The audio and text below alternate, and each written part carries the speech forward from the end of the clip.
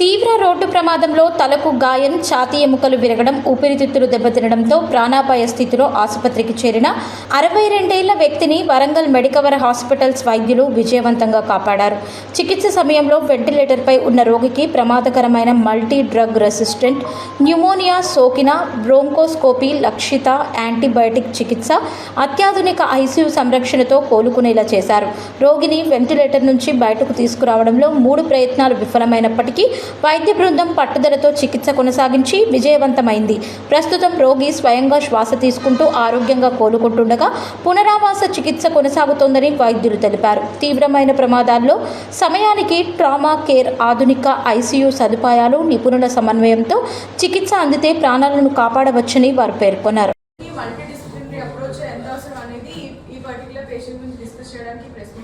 ఒక 62-year-old male patient road traffic accident తర్వాత severe head injury తోటి అండ్ చెస్ట్ ఇంజరీ తోటి మన దగ్గరకు వచ్చారు, followed by severe respiratory complications. So ఆ కేసుని సక్సెస్ఫుల్గా 4-5 డిపార్ట్మెంట్స్ కలిసి మేనేజ్ చేసి డిశ్చార్జ్ చేశారు పేషెంట్ని. Next patient details and case details doctor Abhijan, consultant pulmonologist explain చేస్తారు. Pulmonologist Medicover hospital Warangal. So June 10th రోజు 62-year-old మేల్ పేషెంట్ సో వాహనం అంటే 2-wheeler నుంచి కింద పడడం జరిగింది. వెనకాల నుంచి వేరే వెహికల్ కొట్టడం వల్ల సో తలకు బలమైన గాయాలు, అలాగే ఊపిరితిత్తు కుడివైపు అంతా సిగ్నిఫికెంట్గా డ్యామేజ్ అయింది. అండ్ బయట రిబ్స్ అన్ని 3 to 4 రిబ్స్ కంటిన్యూస్గా ఫ్రాక్చర్స్ అయ్యాయి. లెఫ్ట్ సైడ్ కూడా 2 రిబ్స్ ఫ్రాక్చర్స్ అవ్వడం జరిగింది. సో తగిన టైంలో కాన్షియస్నెస్ పోవడం వలన నోట్లో ఉన్న సలైవా కానీ కడుపులో ఉన్న పదార్థాలు ఊపిరితిత్తులోకి వెళ్ళడం వలన ఒక సైడ్ నిమోనియా రావడం జరిగింది, ఇంకో సైడ్ అలాగే తగిలేటప్పుడు కంట్యూజన్ అంటాము. సో కమిలిపోవడం లాంటి సిచ్యువేషన్ రైట్ సైడ్ ఉండింది ఊపిరితిత్తులో. సో ఇలాంటి సిచ్యువేషన్లో ఐసీయూలో అడ్మిట్ చేయడం జరిగింది. సో దాని తర్వాత పేషెంట్ కాన్షియస్నెస్ దృష్ట్యా అండ్ మనకి ఎయిర్వేని ప్రొటెక్ట్ చేసుకోవడం కోసం వెంటిలేటర్ మీదకి పేషెంట్ వెళ్ళాడు. సో దాని తర్వాత ఆయన నిమోనియా అనేది ప్రోగ్రెస్ అవ్వడము, హోల్ బాడీ అంతా సెప్సిస్ అంటే కంప్లీట్గా ఇన్ఫెక్షన్ అంతా వ్యాపించడం. సో దాని తర్వాత మనము బ్రాంకోస్కోపీస్ మల్టిపుల్ టైమ్స్ ట్యూబ్స్ వేసి లోపల నుంచి శాంపిల్స్ తీసి పంపివ్వడము. అండ్ ఆ శాంపిల్స్లో చాలా డేంజరస్ ఆర్గానిజమ్స్ బయటపడ్డాయి. సో వాటికి హై అండ్ యాంటీబయాటిక్స్ పెట్టడము. అండ్ కుడివైపు దెబ్బ తగిలినప్పుడు ఊపిరితిత్తులో ఉన్న గాలి మొత్తం బయటికి లీక్ అయిపోయి అదంతా శరీరం అంతా వ్యాపించి కాళ్ళ వరకు ఆల్మోస్ట్ వెళ్ళి కంప్లీట్గా స్వెల్లింగ్ లాగా వచ్చిన సిచ్యువేషన్. సో ఇక్కడి నుంచి ఒక చిన్న సర్జరీ చేసి ట్యూబ్స్ పెట్టి డీకంప్రెస్ చేయడం జరిగింది. సో ఈ క్రమంలో మల్టిపుల్ కాంప్లికేషన్స్ వచ్చాయి. సో ఇవన్నీ కూడా critical care and pulmonary critical care కాంబినేషన్లో డీల్ చేయడం జరిగింది. అండ్ అలాగే పొట్టలో పారాలిసిస్ అంటే మనకి పారాలిటిక్ ఇలియస్ అంటాము. సో దెబ్బ తగలడం వలన పొట్ట అనేది సరిగ్గా దాని పని కూడా చేయకపోవడం వలన డాక్టర్ సునీల్ గ్యాస్ట్రోఎంట్రాలజిస్ట్ పర్యవేక్షణలో ట్రీట్మెంట్ దాన్ని కూడా చేయడం జరిగింది. సో ఇలా ఒక మల్టీడిసిప్లినరీ టీమ్గా మేము ఈ కేసు అనేది హ్యాండిల్ చేసాం. Almost 15 to 16 days of intensive respiratory critical care intensivist పర్యవేక్షణలో అండ్ ఇలా multidisciplinary team, physiotherapy, excellent nursing staff, ఇవన్నీ కోఆర్డినేషన్తో ట్రీట్మెంట్ చేయడం జరిగింది. అండ్ ఈ కేసులో మేము ఎదుర్కొన్న ఇబ్బందులు ఏంటంటే దాదాపు 3 to 4 times వెంటిలేటర్ నుంచి తీసే ప్రాసెస్ అనేది ఫెయిల్ అవ్వడం జరిగింది. బట్ మా టార్గెట్ ఏంటంటే ఎట్టి పరిస్థితుల్లో ఈ పేషెంట్ని మనము రీహాబ్కి షిఫ్ట్ చేయాలని నేను డాక్టర్ దీపక్ సార్ ఇద్దరం అనుకున్నాను. సో ఖచ్చితంగా ఆ ప్రయత్నం మేము మళ్ళీ చేసి పేషెంట్ని సక్సెస్ఫుల్గా వీనాప్ చేసి ఇప్పుడు రీహాబ్కి తరలించడం జరుగుతుంది. సో క్రిటికల్ కేర్ స్పెసిఫిక్ కొన్ని points and management doctor Deepak sir మీతో మాట్లాడతారు. కాబట్టి నేను doctor Sunil, surgical gastroenterologist. Srinivas patient మనకు ఈ దెబ్బ తాకడం వల్ల అండ్ ఐసీయూ స్టే వల్ల కదలలేకపోయాడు. దానివల్ల ఏంటంటే పొట్టలో పేగుల కదలిక కూడా చాలా తగ్గిపోతుంది, దాన్ని పారాలిటిక్ ఇలియస్ అంటారు. సో దాంతో తనకు మనకు ఇచ్చిన ఫీడ్స్ సరిగా డైజెషన్ కాకపోవడము, పొట్ట ఉబ్బడము, మోషన్ పోకపోవడం లాంటి ఇబ్బందులు ఉండేవి. సో దీనికి మనము టోటల్ పేరెంటల్ న్యూట్రిషన్ అంటే మనకు డైరెక్ట్ ఐవీ ఇంజెక్షన్స్ ద్వారా న్యూట్రిషన్ ఇవ్వడము, రైన్స్ ట్యూబ్ పెట్టడము, రెగ్యులర్లీ బ్లడ్ టెస్ట్ చేసుకొని ఎలక్ట్రోలైట్స్ అవన్నీ చెక్ చేసుకోవడం వల్ల తను మెల్లగా మందులు ఇచ్చి రికవరీ చేయడం జరిగింది.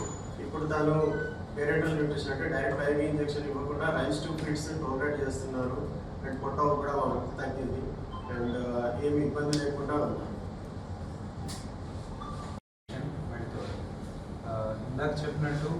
పేషెంట్ మా దగ్గరికి పాలిట్రామా అంటే మల్టిపుల్ ఇంజరీస్ తోటి మా దగ్గరికి వచ్చాడు. ఒకటేమో హెడ్ ఇంజరీలో బ్రెయిన్ బాగా ఇబ్బందులోకి వెళ్ళి డిఫ్యూజ్ యాక్సినల్ ఇంజరీ అంటారు.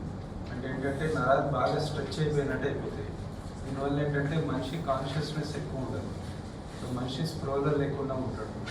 రెండోది ఏంటంటే ఇందాక చెప్పినట్టు ఊపిరితిత్తులలో కూడా మనకు కొద్దిగా నజు వెళ్ళి ఇన్ఫెక్షన్ ఫామ్ అవ్వడం, మళ్ళీ ఫ్రాక్చర్స్ ఉండడం, ఫ్రాక్చర్స్ వల్ల లంగ్ పుచ్చుకొని లంగ్ లోపల కొద్దిగా ఎయిర్ లీకేజ్ అవ్వడం, ఇవన్నీ మల్టిపుల్ ఇష్యూస్ తోటి పేషెంట్ వచ్చి ఉండే. సో మనకు ఊపిరితిత్తుల ఇబ్బంది ఉంది, ప్లస్ పేషెంట్ కూడా స్ప్రోలో లేడు కాబట్టి మనం వెంటిలేటర్ మీద పెట్టడం జరిగింది. వెంటిలేటర్ మీద పెట్టుకొని మనకి పేషెంట్ స్ప్రోలోకి వచ్చే వరకు మనం ట్రీట్మెంట్ చేసుకుంటూ యాంటీబయాటిక్స్ ఇచ్చుకుంటూ పేషెంట్ మెదడుకి సంబంధించిన ట్రీట్మెంట్ ఇచ్చుకుంటూ మళ్ళీ ఫీడింగ్ అనేది ఇంట్లో పైప్ వేసుకుని దాని నుంచి ఫీడింగ్ ఇచ్చుకుంటూ ఫిజియోథెరపీ చేయించుకుంటూ ఇవన్నీ చేసుకుంటూ మెల్లమెల్లగా పేషెంట్ స్ప్రోలోకి వచ్చేలాగా చేశాం. వన్స్ ఒకసారి పేషెంట్ స్ప్రోలోకి వచ్చాక వెంటిలేటర్ నుంచి బయటికి తీసుకొచ్చే ప్రయత్నం కూడా చేశాం. 1-2 సార్లు ఫెయిల్ అయినాక ఏం చేస్తామంటే కొంతమందికి ట్రేకియోస్టమీ అని చేస్తాం. అంటే ఏంటంటే మెడ దగ్గర చిన్న హోల్ లాగా చేసి చిన్న సర్జరీ చేసి పైప్ ఇక్కడ నుంచి పెడతాం. సో ఇక్కడ నుంచి పెట్టినప్పుడు ఏంటంటే వెంటిలేటర్ నుంచి బయటికి తీసుకొచ్చే అవకాశం కొంచెం బెటర్గా ఎక్కువ అవకాశం ఉంటుంది. సో ఆ రకంగా చేసుకొని మెల్లమెల్లగా దగ్గర 15 రోజుల పైన కష్టపడి పేషెంట్ వెంటిలేటర్ లేకుండా అయినంతట ఆయన శ్వాస తీసుకునే పరిస్థితి వరకు తెచ్చాము. ప్రస్తుతం పేషెంట్ మనం చూస్తున్నాడు, మనం చెప్పింది అర్థం చేసుకుంటున్నారు, ఆయనంతట ఆయన శ్వాస తీసుకుంటున్నాడు. మళ్ళీ చాలా జాగ్రత్తగా ఎవ్రీడే చూసుకుంటూ బయటికి తీసుకొని వచ్చాము. Thank you. అంతిమ సార్ వాళ్ళు అందరూ వీళ్ళందరికీ డాక్టర్లు అందరూ మా ఆయనను బాగానే చూస్తున్నారు, బాగానే చేసిండ్రు.